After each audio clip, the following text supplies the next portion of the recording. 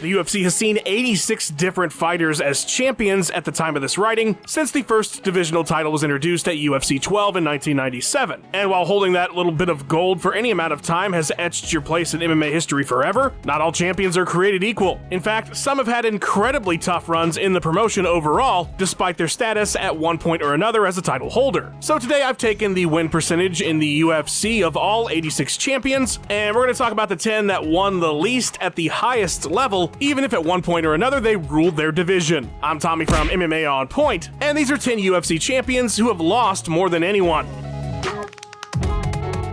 Number 10. Anthony Pettis. We kick things off with the champion of tomorrow, Anthony Pettis, coming in hot from the WEC, having captured the lightweight championship before exiting by defeating Benson Henderson in a fight that featured the famous Showtime kick. Once you've kicked a man to death, the next step is to be patient. Pettis would lose his debut in a stunner to Clay Guida at the Tough 13 finale with 30-27s across the board, dampening his hype quite a bit. But 3 straight wins, 2 knockouts of the night back-to-back would reignite the flames as Showtime would capture the lightweight title in his hometown at UFC 164 against Bendo yet again. Next, a super fight of sorts, Strikeforce lightweight champ versus UFC lightweight champ. Pettis would sub Gil Melendez in the second, and suddenly we had a superstar. I'm a style boy for life. Anthony would find himself on the cover of a Wheaties box, but before it came out, RDA took that strap. He'd lose 4 of 5 bouts post-breakfast cereal fame, including an interim featherweight bout with Max Holloway. Pettis would never see the title picture again, winning off and on through 2020, where he opted out of re-signing with the UFC to head to the PFL. All in all, the former lightweight champion had 20 UFC bouts and 11 victories, giving him a win percentage in the promotion of just 55%. Often touted as a potentially all-time great during his early success, it seems like Pettis too often hit roadblocks, with only flashes of his brilliance being seen here and there over the years, interspersed with disappointing losses. Number 9. Tito Ortiz. One of the UFC's greatest light heavyweight champions and biggest ever stars, had more than his fair share of losses within the promotion. A debuting Tito Ortiz would controversially come up short in the UFC 13 finals against Guy Mesker before going on a Lion's Den revenge tour that culminated in his defeat at the hands of Frank Shamrock for the divisional title. But then Frank left town and the Huntington Beach bad boy began his reign as champion by defeating Vanderlei Silva for the light heavyweight title at UFC 25. His epic reign would end at his 6th title defense when Randy Couture spanked him. Randy! Tito then got beat up by his rival Chuck Liddell before another winning streak that would see him rematch the Iceman for gold, only to come up short yet again. And that's where the troubles really began for Mr. Ortiz. Of his next 8 bouts over the course of 5 years, Tito would win just once against Ryan Bader at UFC 132 via a first-round submission. He caught him with the puncher's chance of submissions, the guillotine choke. By 2012, Ortiz had decided to retire, going out in the most awkward of interviews with Forrest Griffin, who had just defeated him. I don't know, I came in here, 2 people enter. One last man lives the winner. He would return to the sport a few years later, however, in Bellator, and eventually went on to be mayor pro tem of his hometown for a couple seconds somehow. When all the dust had settled, though, Ortiz would leave the UFC after 27 bouts with a win percentage of 55% in the promotion. Number 8. Holly Holm. Could you have had a hotter early UFC run than Holly Holm had? Has to be one of the few to catch fire so quickly.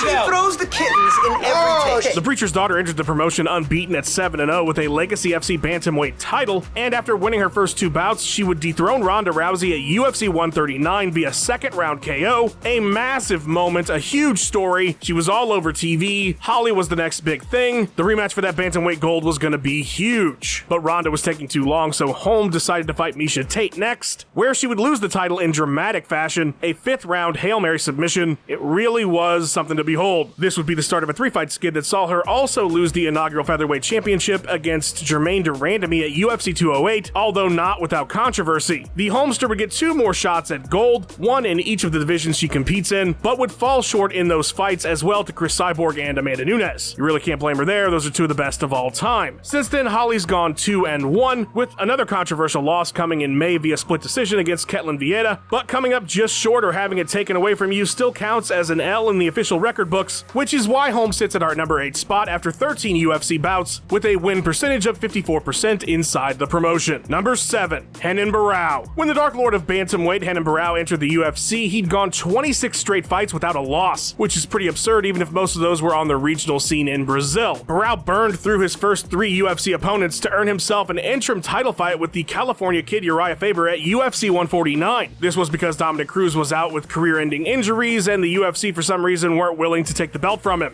Smeagol hates nasty homies. Smeagol wants to see them dead. Hendon would win via UD and go on to defend that lesser title against Michael McDonald and Eddie Wineland, finishing both opponents. Then the UFC finally came to their senses and awarded him the actual title. After TKOing Faber in a rematch, Barao would run into a small child he wasn't expected to face called TJ Dillashaw, and the young alpha male would decimate the champion, earning a 5th round TKO in what is still one of the biggest upsets in UFC history. An immediate rematch was put on hold when Barao KO'd himself cutting weight, but when they did get around to it, it was a worse beating than the time previous. And then that UFC win percentage started taking some serious hits. Besides a decision victory over Felipe Nover, Hendon would lose 6 of his next 7 fights in the promotion, missing weight twice in the process. He was subsequently cut, and believe it or not, he hasn't retired. He's meant to fight for Aries FC very soon. After 17 bouts in the UFC, despite coming in looking like an all-time great, Barao would finish his time with the promotion with a win percentage of just 53. Number 6. Nicco Montano. The 2 criteria that matter most for this list are being a UFC champion and what your overall win percentage was in the promotion. So even though Nicco Montano only ever had 2 UFC bouts, she's primed for this list, and it's quite the tale. Montano was a contestant on The Ultimate Fighter Season 26, which was to introduce the women's flyweight division into the UFC, something that had been highly requested as the gap between 115 and 135 was just too much for a lot of fighters. Nicco was a dark horse for the season, you might say, absolutely not expected to win, but after 3 straight victories, she found herself in the live finale, where she was supposed to fight Sajara Eubanks. But her opponent would suffer kidney failure trying to cut weight for the fight, and so Roxy Modafferi would be her replacement. Montano would take the inaugural flyweight title via a UD. Welcome to the UFC, you're now a champion. Here's where everything went wrong. As a result of the weight cutting for the season, Montano was having serious issues physically and would need some time off. When she was supposedly ready to go back at UFC 228, she was meant to face Valentina Shevchenko, but her body shut down on her, she was hospitalized during her weight cut, and was subsequently stripped of the title. It was a whole big controversial thing, and then she got suspended by USADA, so she was gone for another 6 months. Most fans don't even know that she had a second UFC bout a year and a half after her debut, where she fought Juliana Pena at 135 and lost via UD. She was scheduled for 6 other bouts over the next 2 years that all fell through for one reason or another at various stages before being cut in August of 2021. The inaugural flyweight champion had a UFC win percentage of just 50. Number 5. Matt Serra. The Terra. The unlikeliest of champions, but one of everybody's favorites. Matt Serra debuted at UFC 31 and got spinning back fist KO'd by Shoney Carter. This was the highlight reel of highlight reels back in the day. You couldn't watch a best knockouts compilation without seeing it, and after going 4-4 in his initial run in the promotion, Matt looked to be doomed to be that highlight reel for the rest of his career. That was until the comeback season of The Ultimate Fighter. One of the coolest ideas the promotion has ever had: take a bunch of fighters that have had mediocre UFC runs and put them in a tournament. The winner gets a title shot like Rocky versus Apollo.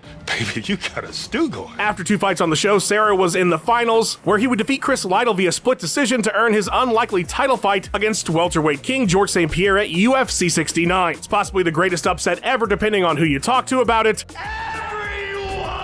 Matt would TKO the champ in the first round. How you like me now? A year later, they would rematch with GSP earning a TKO victory this time, and from there, Serra would reach his twilight, beating Frank Trigg but being defeated by both Matt Hughes and Chris Lytle before becoming one half of everybody's favorite corner with Ray Longo.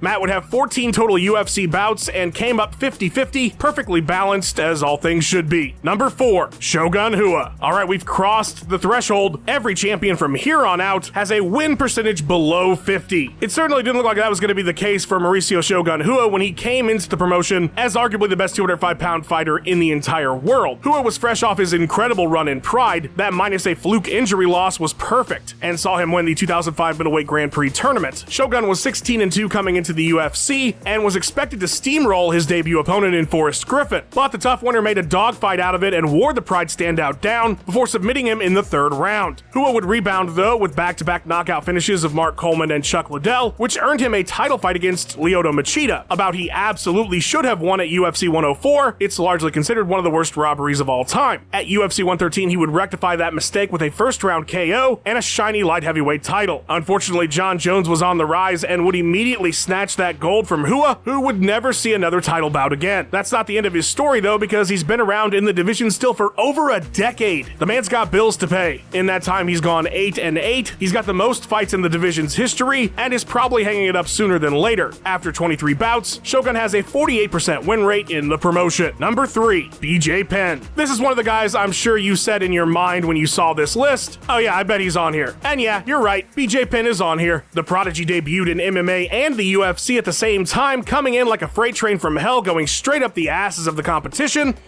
You shot me in the ass. Editor's note, that's a line, by the way, from Will Ferrell in Blades of Glory. Yo, sorry. If you wanted to reference that on the screen or something.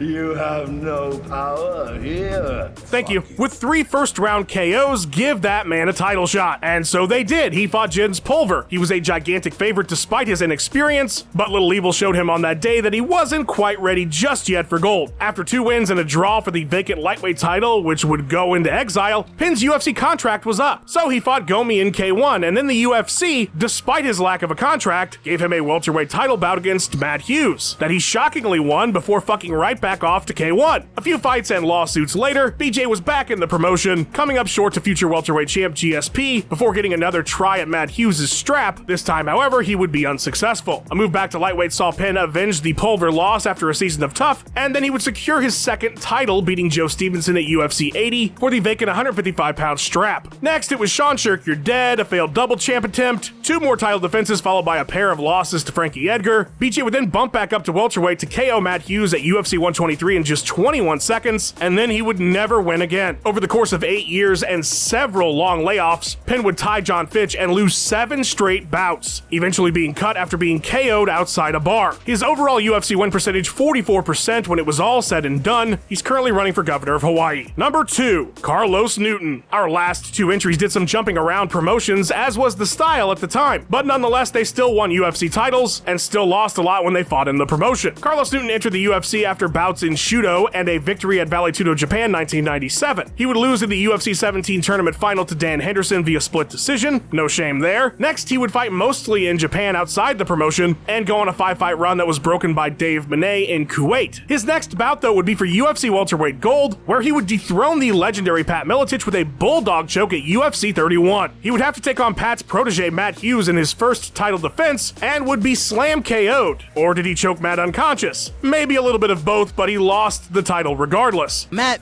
won the fight, but he didn't win it convincingly, you know. My trainers are itching to train me to fight Matt. They got me on a leash right now. They're just going, as soon as you get up, we're going to let you go. A quick pit stop in Pride, and it was back for the rematch with Hughes that he would lose definitively this time. Following a win over Pete Spratt at UFC 40, Newton would take on a pair of legends in Japan before returning for his final UFC showing, a UD loss to Hanato Verissimo. That would start a losing run for the former UFC champ. 6 of his next 7. He would retire in 2010. Carlos's final UFC win percentage was just 43%. Number 1. Dave Menne. The career of Dave Menne is an interesting one. He's one of those pioneer fighters who did everything everywhere, but is only really known for that one inaugural UFC middleweight title victory to most fans. Prior to that bout, he'd fought once in the UFC, but had amassed a record of 31-7-2, fighting the likes of Carlos Newton, Chris Lytle, Dennis Hallman, and Matt Hughes all over the damn place. The guy was an MMA fighter when there was no money in it, and nobody watched the sport. But he would get a huge break as he was chosen for the first ever UFC middleweight title bout with Gil Castillo, who was an up-and-coming talent I think the UFC probably wanted to win. He would not, though. Menne would defeat him via unanimous decision. In his next outing, Murilo Bustamante would take the strap from him with a second-round TKO, and Dave would never win in the UFC again. At UFC 39, Phil Baroni would finish him in 18 seconds. Then for the next 3 years and 13 bouts, he would fight outside the UFC, only to return and lose back-to-back and never see the octagon again. The final bout of his career was a rematch with Bustamante in 2012, but he would lose via unanimous decision. Despite his championship status, Menne only won 33% of his UFC bouts, which is why he's number 1 on our list today. I'm Bailey from Round Point, and yes, we are finally here in our brand new office. Let's go check it out. Hey, what's up, everybody? Welcome to our MMA Challenge of the Week.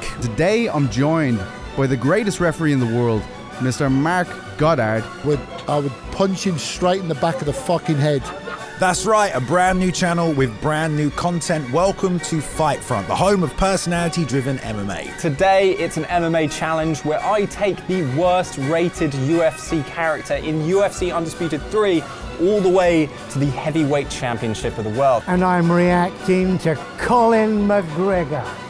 Make sure you scroll on down and hit subscribe because you do not want to miss all the new content coming your way on this brand new channel. And hey, it's me, Tommy Toehold, and I'm rolling around on a damn monitor. Big ol' shout out to my dude Luke Taylor for editing this video together. You can find him and his awesome digital art on Twitter at @cooltome_. A big thank you to Ben Rosette, who provided that sweet tune you heard in the intro. Check out his music by clicking the link in the description and go give him a follow on his Instagram and Twitter page @BenRosette. Thanks for watching. Please give us a like and subscribe. We've got 3 new videos or more for you every single week. Let us know what you thought of the video in the comments below. Follow On Point MMA on Twitter, and have yourself a wonderful day.